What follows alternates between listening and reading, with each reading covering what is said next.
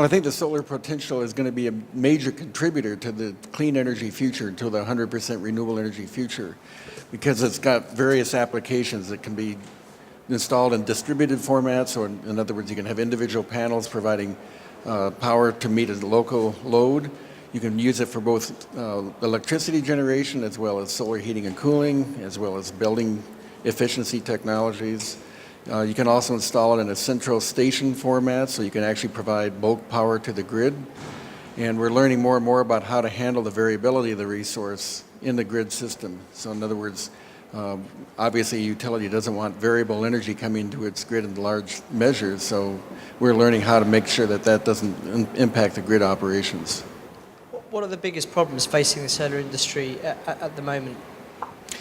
I think the major problem right now is that we're going through a period of time when there's actually an oversupply of systems, and it's bringing the cost way down. Now, on the one hand, that's very good, because we want the cost to be down so that it can be in parity with the other conventional sources on the grid.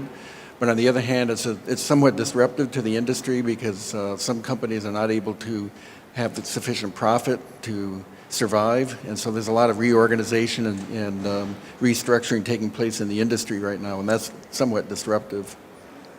Where do you see the cost situation? Because they seem to have decreased, particularly for solar PV, rapidly in the past few years.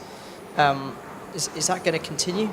I think it's going to continue, and I think it's going to continue with the other solar applications like concentrating solar power as well. Mainly because as we scale up the technology, the costs are naturally going to come down.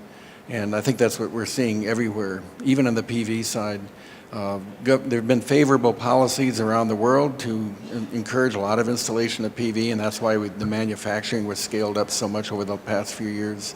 I think this is the supply and demand will become more equitable. It's out of whack right now, but I think it's going to become more equitable in the future. Costs will continue to come down, and we'll achieve grid parity with most of the other technologies. What levels of investment is the solar industry putting into different forms of energy storage? Because it seems that's one of the main barriers to renewable energy, I guess, everywhere being rolled out. But I guess particularly solar, because obviously, however good your panels are, they're not going to work in the dark.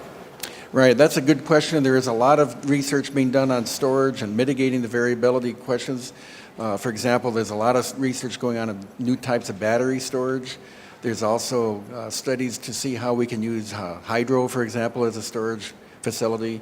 But we're also looking at how to mitigate the variability by distributing solar systems in a wide geographic area that has a tendency to reduce the variability, the overall variability, because you have cloudy areas in some regions compensated by clear areas in other regions.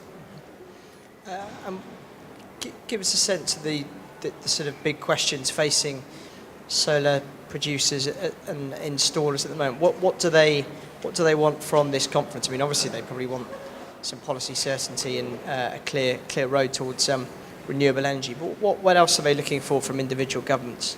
Well, I think the companies are really looking for, just as you said, they're looking for some kind of a stabilization of the policies and certainty in the policies in the future. Where are the negotiations going to become secure enough so that the industry can make significant investment decisions for the future, knowing that they're going to basically have big markets out there to supply.